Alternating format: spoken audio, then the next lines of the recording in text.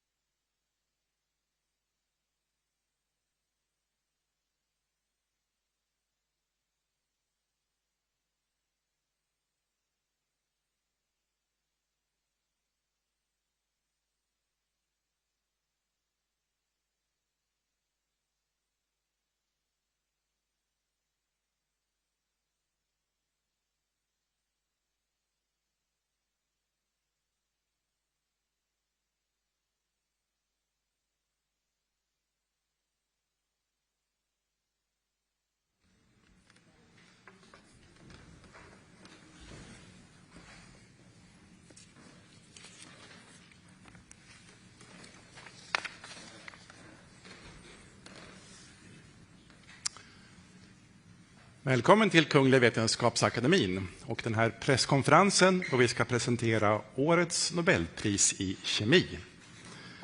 Welcome to the Royal Swedish Academy of Sciences and this press conference where we will present this year's Nobel Prize in Chemistry. We will keep to our tradition and start the presentation in Swedish and then continue in English. And you are of course welcome to ask questions later on in either language. Jag heter Hans Ellegren och är ständig sekreterare här på Kungliga Vetenskapsakademin. På min ena sida sitter professor Heiner Linke, ordförande i Nobelkommittén för kemi. Och på andra sidan professor Olof Ramström, ledamot av Nobelkommittén för kemi och sakkunnig inom ämnet. My name is Hans Ellegren. I'm Secretary General of the Royal Swedish Academy of Sciences. And to my right is Professor Heiner Linke, Chair of the Nobel Committee for Chemistry. And to my left, Professor Olof Ramström, member of the Nobel Committee for Chemistry and one of the experts in this field. Årets pris handlar om att skapa nya rum för kemin. This year's prize is about creating new rooms for chemistry.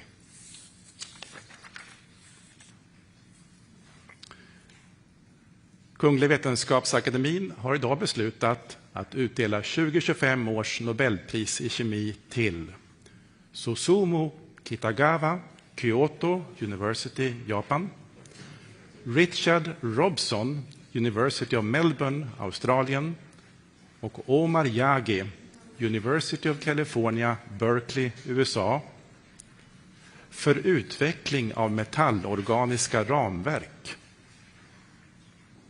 The Royal Swedish Academy of Sciences has today decided to award the 2025 Nobel Prize in Chemistry to Susumu Kitagawa, Kyoto University, Japan, Richard Robson, University of Melbourne, Australia, and Omar Yagi, University of California at Berkeley, USA, for the development of metal organic frameworks.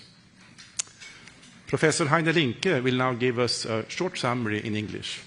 Please. Yeah, ladies and gentlemen, we have a great prize for you today. Imagine that the tools of chemistry could be used to create entirely new materials with unheard of properties. For example, imagine we could make solid materials full of tiny spaces in which gas molecules can feel at home and with chemical properties that can be adjusted to the specific needs and wishes of different molecules. One could then imagine to create materials that can separate carbon dioxide from air or from industry exhaust pipes, or that could be used to separate toxic molecules from wastewater. One could imagine making materials that can harvest water molecules from dry air and make potable water in a desert, or materials that have catalytic properties on their inside so that toxic gases could be absorbed and then transformed into unharmful substances. This year's laureates have achieved just that. They have found ways to create materials, entirely novel materials, with large cavities on their inside, which can be seen almost like rooms in a hotel, so that guest molecules can enter and also exit again from the same material. A small amount of such material can be almost like Hermione's handbag in Harry Potter. It can store huge amounts of gas in a tiny volume. This type of materials, called metal organic frameworks, can be created with almost unlimited variations, creating unending possibilities for the greatest benefit to humankind. Thank you. Thank you, Heiner. Professor Olof Ramström will now give us a more in-depth presentation of this year's Chemistry Prize. Please. My privilege. So, well, this year's award is a story full of holes, but with enormous capacity to absorb all your attention and other things. So this year's award is about frameworks, as we heard. And here you can see a typical construction framework. It happens to be made from wood, where the wooden boards or planks are joined together, assembled, probably using metal nails or screws. And of course, this makes up the skeleton of this construction or this future house, but you can actually see hinted here the many rooms inside this framework. So imagine now how we would be able to make such a framework at the molecular scale. And instead of using metal nails or wooden boards, we would use ionic or atomic molecular nodes and linkers and let them assemble themselves in such a framework. And this is exactly what our laureates have been working with. They have adopted a type of chemistry where you use metal ions or metal clusters as nodes and link them together with organic compounds. Organic compounds are such that are made from containing carbon-based molecules. So we have the metal ions as nodes, and then we have the organic molecules as linkers. And once you have identified those and mixing them together, they will then find themselves and arrange themselves in a type of self-assembly process into an ordered framework, a metal-organic framework, as you can see here. Now, this may look quite straightforward when you see it like this. However, to build such ordered structures was a very, very difficult challenge for many, many years. And although we actually knew about structures that look like this, how to actually predictably being able to make them was very elusive. But let's go back to the late 1980s. At that time, Richard Robson, he reasoned that it would indeed be possible to build such frameworks predictably by taking metal ions and molecular organic linkers. He was inspired by the structure of diamonds, as you can see here. And if you know, diamonds are based on carbon atoms, and each carbon atom in diamonds are surrounded by 4 other carbon atoms in a pyramidal or tetrahedral orientation or shape. And as you can see here in red. So Richard Robson reasoned that if you take a metal ion, in this case copper 1, as you can see here in purple, acting as nodes, and mix that together with an organic molecule, which is also pyramidal shape or tetrahedral shape. You can see it here in yellowish white. And in this case, each arm of this molecule, this organic molecule, has a so-called nitrile group. And the copper ion and the nitrile groups, they can find each other and form bonds.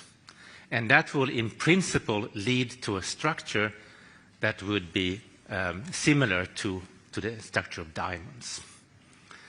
Well, contrary to the general expectation at that time, in the late 80s, this actually worked really, really well. And Richard Robson obtained such an ordered framework structure, as you can see here. Now, in contrast to diamond, to the structure of diamonds, where the carbon atoms are very, very tightly packed, this framework, however, contained cavities or holes. As you can see, it's relatively large cavities or holes. And when you make this material, these cavities will be filled by, we call them inclusions, compounds, in this case solvent molecules, and also negatively charged ions, what we called counter ions.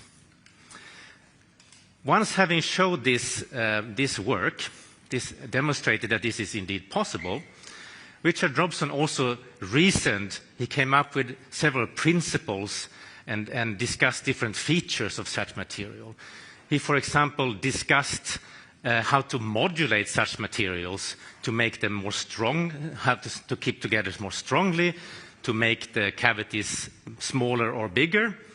He also predicted some applications of such materials, such porous materials. He also was able to show one such application. He was actually able to replace those negatively charged ions I mentioned with other ions in a common process in chemistry called ion exchange. And he could do this without the material collapsing in the process. Now, this is all about porous materials. And one of the absolute most important applications of porous material is gas adsorption. And so we're jumping ahead a few years. And Susumu Kitagawa, he managed to demonstrate that gas adsorption is indeed possible in these materials. So he designed and produced a relatively complex framework, as you can see on this picture. And this framework, too, contained cavities or channels, you can see them here in yellow, that when you made this network framework, they were actually filled with water.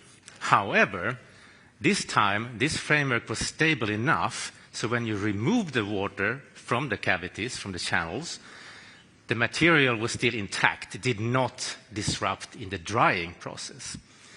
So now you had a material that was empty, and that could be used to adsorb, to take up gas molecules in a gas adsorption process. And Susumu Kitagawa could show this for several gas molecules, such as methane, oxygen, and nitrogen. He could show that the gases could be taken up, adsorbed by the material, and could also be released from the material, desorbed from the material reversibly. So by now, if you look at this structure, we now had frameworks. The development had come so far, so we now had frameworks that were stable enough to endure to emptying the pores, to emptying the channels and cavities. However, because of the principle of making these structures using metal ions, clusters, and organic linkers, Susumu Kitagawa reasoned that there is another feature with these materials. He then predicted that not only can you make such stable materials that can take up gases, you can also have this material changing shape upon changing the conditions. And you can see that. So in that case, you will get this kind of shape-shifting, flexible metal organic frameworks. And you can see an example here where you have one shape where you have gases inside the cavities of the material, and then when you remove the gases, you have a different shape of the material. Now, at around the same time, a very important breakthrough was made by Omar Yagi. So Omar Yagi had been working for several years to try to make highly stable metal organic frameworks. He was looking for methods to make them more stable. And he reasoned that if you use one of those metal clusters, as you can see here on the left-hand side, this is a metal ion cluster based on zinc ions and oxygen atoms. And if you take that cluster and you mix that with organic linkers that contain carboxylate groups, then you would get a very stable construction. And he could show that in this structure, this metal organic framework, which was denoted MOF5. And as you can see, this framework is a cubic framework. You have lots of cubes stacked upon one another.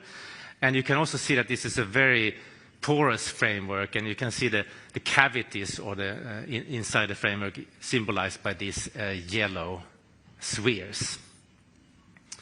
Now, this is an astonishing framework because it was highly stable.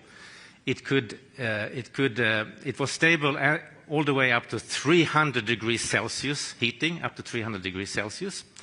But even more remarkable with this material was that it contains an enormous surface area. So just a few grams of these porous materials, roughly the same amount as a small sugar cube, a couple of grams, contained as much surface area as a large football pitch. That is several thousands of square meters, right? So in a sense, that's exactly what Heiner mentioned before. This is a little bit like Hermione's handbag, small on the outside, but very, very large on the inside. And what this also showed is that this material are very, very suitable to absorb large amounts of gases and other molecules. And this became an eye-opener for the entire field. So not only did people coming in the field from outside of the field, but also industry became very, very interested in these materials. A few years later, Omar Yagi made a conceptual contribution, important conceptual contribution. So because metal-organic frameworks are based on organic linkers, organic compounds, and organic compounds can be varied almost infinitely. That means that you can change the metal-organic frameworks just by changing the linker, the organic linker. And you can do this without changing the basic structure of the metal-organic framework. And you can see an example over here. You can see that the cavity volume has increased by just changing the length of the organic linker. And you can do that without changing the general structure, in this case the cubic structure, of the metal-organic frameworks. So by doing this, you can build large families of MOFs with the same structure, with different properties. You can also think of actually modifying the linkers, so you can add, for example, catalytic groups, or you can, in that way, change the properties of the materials that way. So after following these fundamental great breakthroughs from our 3 laureates, this field evolved very, very rapidly, and many, many structures were developed over the years to come. Many thousands of structures have now been developed and applied. I will just show you a few examples. As you can see here, so for example, now we have MOF structures, metal-organic frameworks, that can capture water from air, as Heiner also mentioned. For example, dry air in deserts, and those can then be used to produce drinking water. We have metal-organic frameworks that are good at capturing carbon dioxide from, for example, industry effluents. We have metal-organic frameworks that can store large amount of hydrogen gas, and frameworks that can be used to recover precious rare earth metals from waste. We also have frameworks that can remove and break down oil contamination.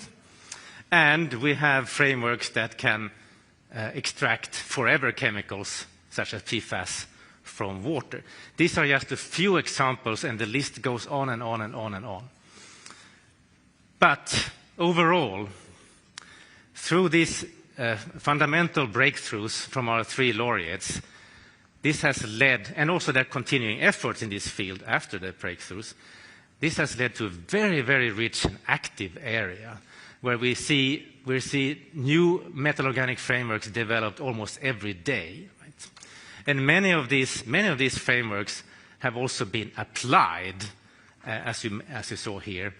And it's very, very clear that we will expect many more frameworks to be developed and many more applications in the future for the benefit of humankind. So, thank you. Thank you, Olof. Let's see now. Do we have Professor Kitagawa on the phone? Yes.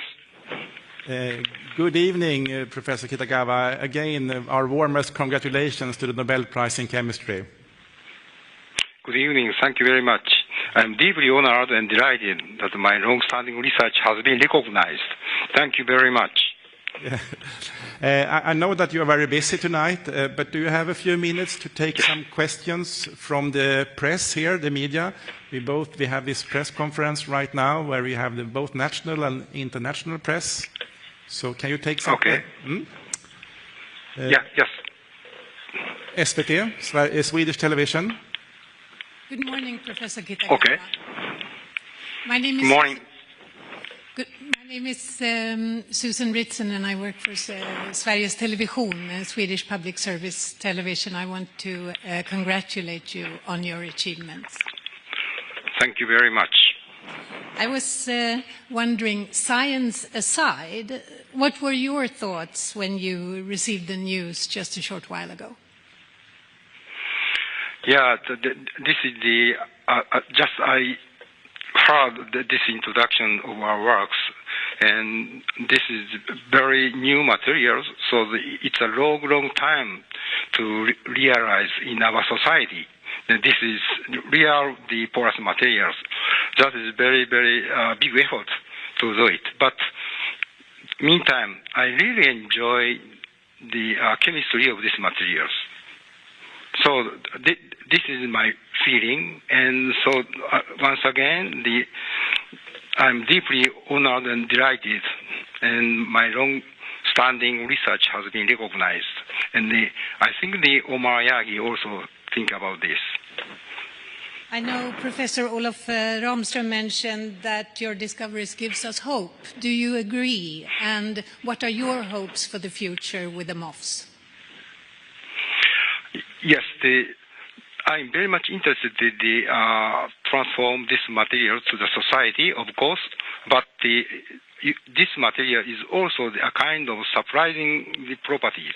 So this is my fun to discover new properties depending on the softness and also the several and the new characters of and properties of these framework materials. Okay, next question. Omedetou gozaimasu. Omedetou gozaimasu. Arigatou gozaimasu. I'm Anneli Megner-Arn, TV4.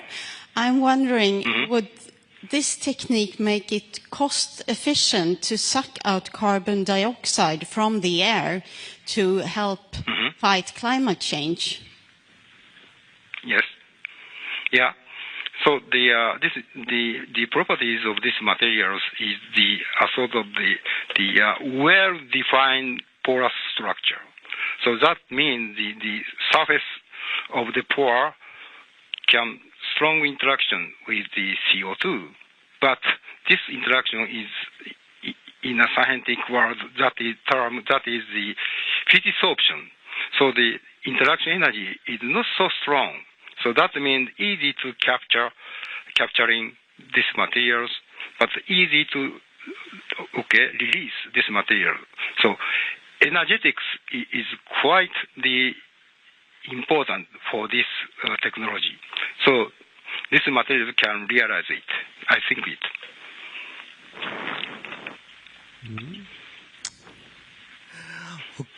Okay. Hello, Mr. Kitagawa. Yes. It's known that MOFs shows great potential in gas storage and catalysis, but mass production remains costly. What technological breakthroughs in the next 5 years could truly advance their commercialization? Yeah, we are thinking about with my startups. And in the world, for instance, in the energy materials and the methane, in that case, for instance, well-developed countries, still difficult to have pipelines all over the country. So this means we need to still have the cylinder or something for the store this methane materials, but it's very heavy. Because the high pressure cylinder we use, this is 100 years tradition. So by using these materials, we can make this cylinder is lighter and lighter and easy to deliver to any places. So this is a reality in the next 5 years, I think. We have a Polish TV here. Hi. Hello, Professor. This is Bogdan Radziejewski from the Polish television. Congratulations. I wanted to ask you, because what's so amazing about the metal organic frameworks is the wide variety of applications they have already found. I'm wondering, in what field do you find most important or possibly most promising for the future in terms of practical applications of MOFs? Yeah, my dream also, this is not realized. My dream is to just handle the air, because air contains CO2, oxygen, and the carbon elements, oxygen elements, nitrogen elements. That means, for instance, if you think about your body, proteins contain carbon, nitrogen, oxygen. And also fuel contains carbon, hydrogen, and something. So air contains most of the elements for our important materials. So my dream is to capture air and separate air to, for instance, in the CO2 or oxygen or water or something, and convert this to the useful materials using the renewable energy. Okay, so even if we obtain the fuel from the air, so fuel is combusted into the air, but we can still the reuse of this air. So that cycle is quite important for our society and also our planet. So this is my dream, and also we have to realize it using this kind of porous materials. This is my answer. We have a question here, please. Hi, Professor Kitagawa. This is Yue from Chinese media, The Intellectual. My question is, how persistent is materials created using this framework? Will it dissolve soon, or could it last for centuries? And what is the environmental implication of that? Thank you. Yeah, and first of all, I have to say I'm very enjoying, even I have a very difficult situation. So creating new materials is very important.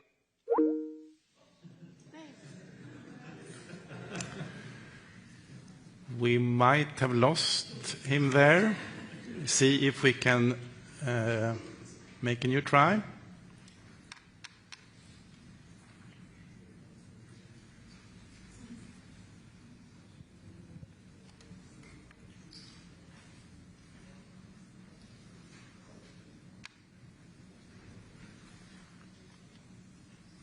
We give it a few more seconds, a chance here.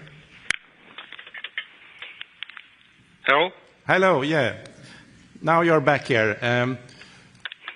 Maybe we should take a new question. That's probably easiest over there. Okay, so hello. Do you hear me? How long I have to stay here? How long? Because I have to go out for the meeting. Okay. So I have how one long? last question. 5 minutes? Okay, yeah, sure. Okay, I'm from the Swedish media magazine called Forskningen Framsteg. I would just like to know, what was your, did you anywhere during all these years of research hesitate or doubt that you would manage to create these frameworks? And what was the biggest challenge, the threshold that you had to manage? Can you say something about that? Yeah, so the advent of this material, we have already current material. We have activated carbons, zeolites, and so on and so forth. So we have to show this material is quite stable, even without gas molecules. So this is a very tough time. So but I was so optimistic because the create of new material is very, very much fun. It's very challenging. So anytime I told to the students the challenge is very important in the chemistry and science. So that's a point I recall I look back this time. Okay, we take one final question there, please. Oh, final, okay. My name is Riko Takahashi and Kyoto News Japan. I say even in Japanese, おめでとうございます. And then if you said you are short of time, so I just do simple questions. Where were you when you got, I have two questions. Where were you when you got a phone call from the Nobel Committee? And yeah, first answer. And, very surprising. Very surprising. Oh, yeah, very surprising and also very pleased. Yeah, very happy. Because this is a long-standing chemistry. So this is recognized. This is my I'm pleased to know that. And maybe we can share the feeling with the Omar and Richard. Okay, Professor Kitagawa, I think that's the final question. Thank you for your important answers here, and we look forward to see you here in Stockholm in December. Yes, I will. Thank you very much. Thank you. Thank you. I can inform you that we were able today to reach all 3 laureates, so they have been informed. Now there is time to ask any further question that might be to the prize committee about their work or something else that is related to the Nobel Prize in Chemistry.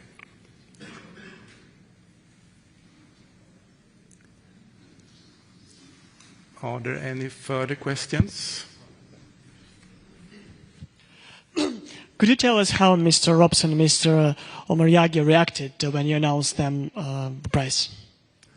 They were rather glad. They were surprised, of course, as all laureates are, essentially all. But of course, this is a very staggering moment for someone to get a call like this, and they were really happy.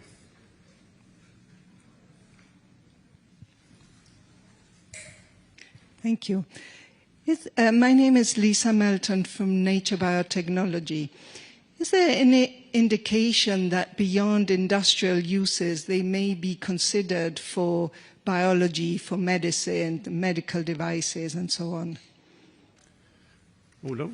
Yes, that's a very good question. And there have been a lot of work going on in this field to look for the biocompatibility of such materials and also finding applications for such materials in biology. So, for example, there have been many efforts trying to use these materials for example, drug delivery applications. And also you can use these materials for imaging and for diagnosis. There have been many attempts to do that. And I would say that, of course, we are not really there yet to have final products for this, but there is a lot of research going on in that field, yes.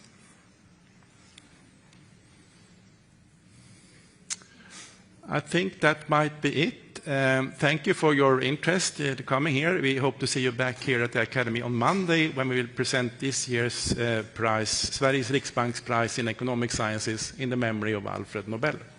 Thank you.